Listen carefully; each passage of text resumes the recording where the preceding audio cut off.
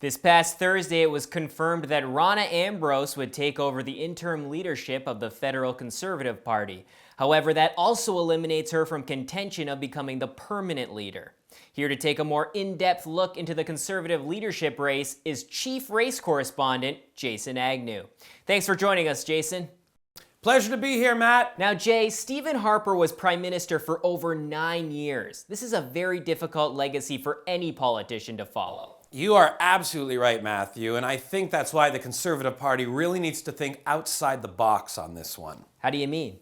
Well, Matt, the Conservatives are coming off a rough loss here. It's a time of rebuilding for the party, and they need a real architect to put in place the proper people to make this party great again. Correct?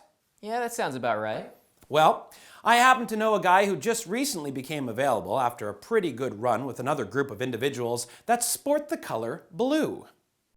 That's former Blue Jays general manager Alex Anthopolis. Exactly, Matt. Here's a guy that made some very key moves this past year and took those boys in blue back into the postseason. And if given enough time, I'm in firm belief he would have turned them into champions once again. Oh, and in the end, he was also screwed over by a big red machine.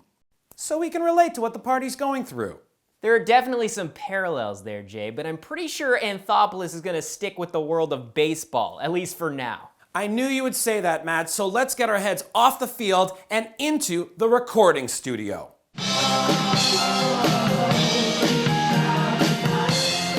It's pretty clear that Stephen Harper is a gifted musician, and by the way the media continually played these clips over and over, it was definitely something Canada adored about him. So with that in mind, I propose an actual musician to make the flip over to politics.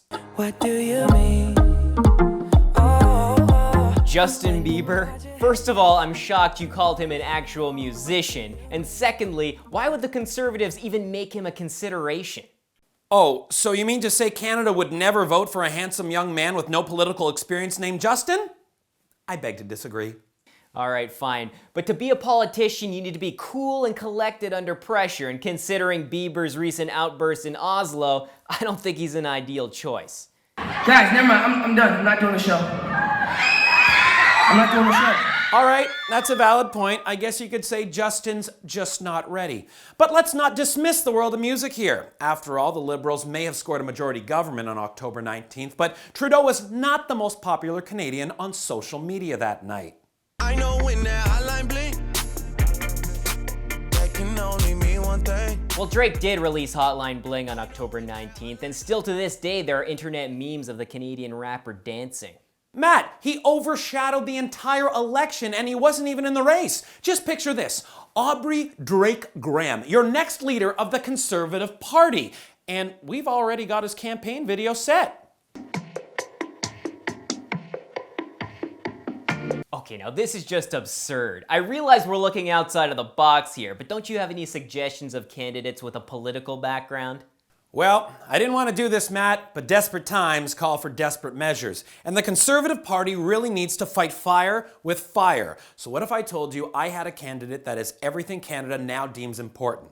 Great hair, good looks, porcelain skin, and grew up surrounded by the world of politics rooted in the Conservative Party. Oh no. Yes.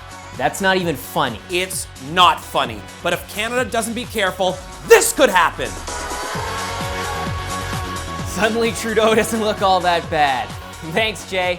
Join us next time right here on We're Right, So You're Wrong.